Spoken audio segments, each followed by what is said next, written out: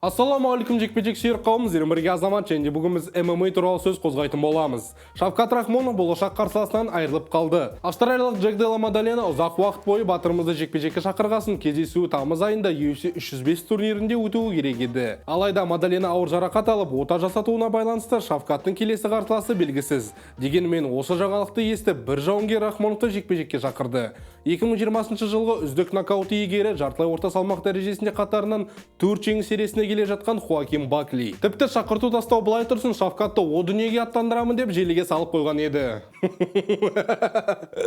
Арманда. Егерде Шавкаттың осы жылы кем дегенде бір жекпе-жек өткізгісі келетінін еске түсірсек, бұл кездесу тамыз айындағы кез келген турнирді басқара алады. Сондықтан бүгінгі видеода сіздерді Шавкаттың болашақ қарсыласымен таныстырып, оның осал және мықты тұстарын айтып, қалай осы жеңіс Рахмоновты чемпиондыққа келетіні туралы айтып кетемін. Кеттік.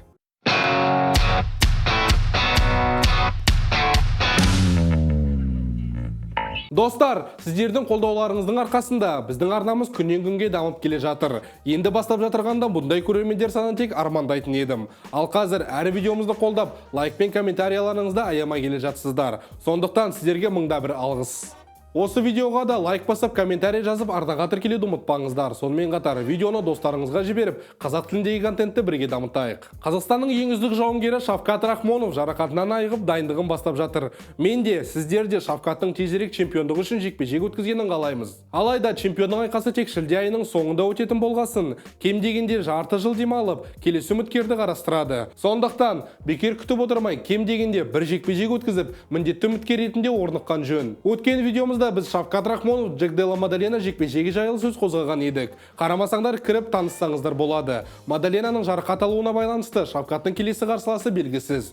Колби Ковингтон өліп кетсе де Шавкатпен шықпайды. Ал нағыз сын ретінде рейтингтің басында тұрған бұрынғы чемпион Камару Усманды қарастырамын. Бірақ 3 жеңіл сериясіне келе жатқан ол тағы да бір рет жеңілгісі келмейді. Конечно, жеңілгісі келмейді. Шавкат бүйтіп тұрады, ананы былай тепсе, бұны бүйтіп тұрады. Қоян! Тіпті Шавкат туралы айтқан кезде сескеніп, орта салмаққа ауысамын деп жүр. Сол үшін барлық мүмкін опциялар ішінде Хоаким Бакли жақсы шешім секілді. Кезінде Шавкатқа шақырту тастап, Стивен Томпсонды алмастыруды ұсынған. Ал қазір Шавкатты өлтіремін деп трэш-ток қолданып жатыр. Қоймайды екен. Өлем деген бала молаға жүгіреді деген. Кезінде бокста Геннадий Головкин ағамызды шақырып, өлтіремін деген Кертис Стивенс еске түседі. Бәлкім сіздер Баклиді ноунейм деп, Шавкаттың төмен орналасқан жауынгерлермен жекпе-жек өткізгенін қаламайтын шығарсыздар. Бірақ дәл қазір Бакли қатарынан 4 жеңіс сериясында келе жатыр және соңғы кездесуінде өзбек жауынгері Нұрсұлтан Рузибоевті ұтып кетті.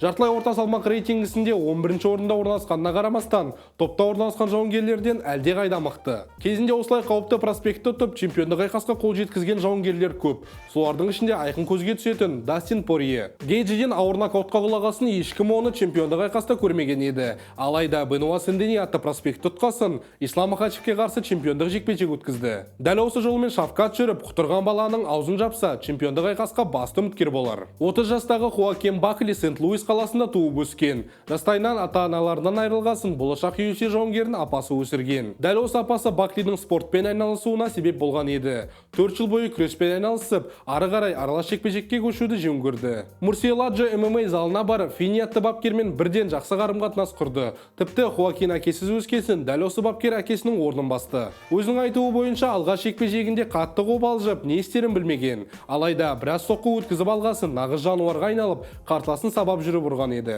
Өзінің кәсіпқой мансабын Шемрек ММА промоушенінде бастаған. Осы ұйымда 5 жекпе-жектің барлығында жеңіске жетіп, 4-еуін уақытынан бұрын аяқтаған еді. Сол кезде Баклидің дәстүрі пайда болды. Әр жекпе-жегінен соң ол апасына телефон соғып, жеңісімен бөліседі. Базар жоқ та, нормальный жігіт екен ғой. Өлтіреміз. Осы видео 1000 лайк жинаса ше. Апама жандай деп тұрмын ғой примерно. Апа, короче, 1000 лайк жинадым, мен көрермендер қарап жатыр деп. 2016 жылы Беллатор лигасына қосылып, алғашқы жеңілістің дәмін татады. Оған қарсы шыққан Джеки Гош жеңіліп көрмей, 6-0 рекордына ие болған. Жекпе-жек басында Гоштың құлағанына қарамастан, соңына таман Хоакинді ауыр соққымен нокаутқа түсірді. Қазіргі жекпе-жектері айтып тұрғандай, бұл ақауды Бакли әлі күнге дейін дұрыстамады. Дегенмен 4 жыл өткен соң Гоштан кегін алған еді. Беллатор лигасында 5 жекпе-жек өткізіп, 3-2 рекордымен қандай да бір нәтиже көрсете алмады. Армандаған UFC-не қол жеткізе алмағасын LFA атты промоушенге қосылып, дәріханада сатушы болып жұмыс істеді. От души, химик па химик деп. Бүйтіп алып, еще Денисы банкі ғой. Менікіне бұққарын емес. Жергілікті лигада 7 минуттың ішінде 2 жекпе-жекте жеңіске жетіп, UFC матчмейкерлерінің назарын өзіне аударды. Бірақ абсолютті лиганың алғашқы кездесуінде Кевин Холландтан нокаутпен жеңіліп қалды. Бұндай жеңіліс Баклиді сындырудың орнына дем беріп, сенімділігін артқан еді. Себебі 6 жекпе-жектің 5-еуінде жеңіске жетіп, 2020 жылдың үздік нокаутының иегері атанды. Соның ішінде Даррен Тиллді кездесуге шақырып, Хамзат Чимаевпен қақтығысқа түскен еді. Бой кішкентай Бакли ірі қарсыластарымен шыққанда біраз қиыншылықтарды бастан өткерді. Солай өзінен ірі Насрудин Имамов пен Крис Кёрстен бытшыт болып жеңілді. Орта салмақтағы жауынгерлерге қарсы тұра алмайтынын түсініп, 2023 жылы жартылай орта салмақ дәрежесіне түсті. Және де бұл шешім өзінің жемісін берді, себебі Хоакин Бакли қатарынан 4 жеңіс сериясына шығып, рейтингке кірген болатын. Соның ішінде 3 рет Килл залының өкілдерін ұтып, өзін Килл киллер деп атап кеткен. Типа, Килл барының өлтірем деп тұр ғой. Ничего, Шавкат.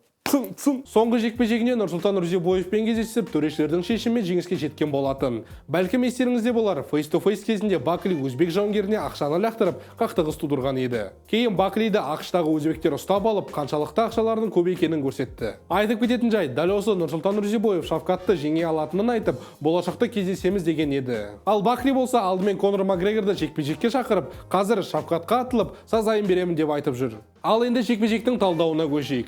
Хоакин Бакли көріп тұрғанымыздай бой кішкентай болғанмен денесі шымыр және де ауыр соққыларға ие. Екі қолымен қапталдан ауыр соққылар тастап, аяғымен хайкиктерді дәл теуіп қояды. Бұдан басқа жекпе-жек өнерінің күрестен бастағасын жоғары сапалы тейкдаундар иесі. Жекпе-жек сайын тәжірибе жинап, мықты нокаут машинасына айналды. Бірақ соққыларының қаншалықты мықты болғанына қарамастан кемшіліктері көп. Ең алдымен қорғанысы. Әр жекпе-жегінде кем дегенде бір шама рет ауыр соққылар өткізіп алады. Тіпті жеңген кездерде де біраз қиыншылықтарға тап болған. Бойлары ұзын Кевин Холланд, Насрудин Имамов және де Нұрсұлтан Рузебоев атты жауынгерлерден соққы өткізген. Тағы да бір кемшілігі соққы көтере алмайтыны. Өзінің 6 жеңілісінің 4-еуі нокаутпен біткен. Ал төрешілердің шешімімен ұтылған кезде кем дегенде 1-2 рет нокдаунға құлап шыққан. Хоакин Бакли Майкл Чендлер атты жауынгерге қатты ұқсас. Соққы тастау тәсілімен тек қана тейкдаунмен шектелген күрес. Сондықтан сәл тигенге құлап қала беретін жауынгерге қарсы тұру соншалықты қиын емес деп ойлаймын. Ненің арқасында Шавкат жеңіске жете алады деген сұраққа мен сізге былай жауап беремін. Бокс және де грэпплинг. Шавкат соңғы дайындықтарында боксқа көңіл бөліп келеді. Бұған дейін Шавкат ауыр соққы иесі болған. Ал келесі жекпе-жекте өзінің дамыған күйін көрсетіп, жоғары деңгейдегі жауынгер екенін дәлелдегісі келеді. Сонымен қатар Шавкат барлық қарсыластар үшін ең ыңғайсыз. Себебі жақын арақашықтықта өзін керемет көрсетіп, клинчта шынтақ пен тізе арқылы ауыр соққылар тастайды. Бұдан басқа грэпплинг жайлы сөз қозғайық. Айтып кеткенімдей, Баклидің күресі тек аяққа кіріп, тейкдаун жасаумен ғана шектеледі. Ал біздің білуімізше Шавкат қиналмай қылғындыру әдісіне немесе де сабмишнге шығып кете алады. Сондықтан бұл жекпе-жекте Шавкат қылғындыру әдісімен жеңіп кетуі мүмкін. Осы жекпе-жек қалай жүреді десеңіздер, жауап берейін. Алғашқы раундта Бакли жоғары темпте бастап, ауыр соққыларын тигізуге тырысады. Ал Шавкат бұл шақыртуды қабылдап, соққы алмасудан бас тартпайды. Кезіндегі Джефф Нилге қарсы әдемі жекпе-жек қайталануы мүмкін. Алайда Джефф Нил Баклиден біраз саты жоғары орналасқан жауынгер. Бұдан басқа бойы мен қолдары ұзын жауынгерлерге қарсы Бакли қиналып қала береді. Сондықтан Шавкат бұл жекпе-жекте нокаутпен әлде қылғындыру әдісімен жеңіске жетеді. Ал сіздер қалай ойлайсыздар? Шавкат қалай жеңіске жетеді? Әлде Хоакин Бакли барлығын таңғалдырып жеңіп кете ме? Өз ойларыңызды комментарийге жазып кетсеңіздер болады. Сонымен қатар осы видеоға лайк басып, арнаға тіркелуді ұмытпаңыздар. Және де осы видеомен достарыңызбен бөлісіңіздер. Сіздермен бірге болған Азамат, сау саламатта көріскенше сау болыңыздар.